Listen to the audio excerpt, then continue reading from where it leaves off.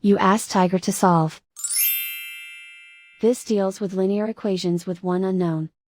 The final result is n equals 4/7. Let's solve it step by step.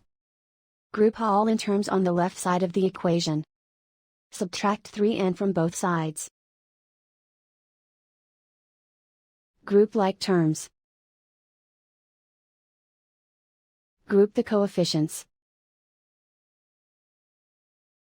Convert the integer into a fraction. Combine the fractions.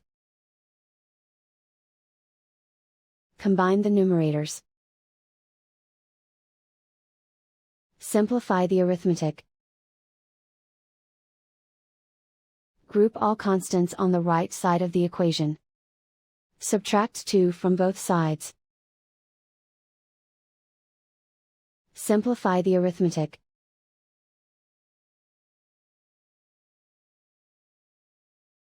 Isolate the n.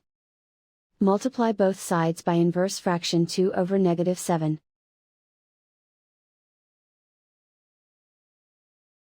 Move the negative sign from the denominator to the numerator. Group like terms. Multiply the coefficients. Simplify the arithmetic.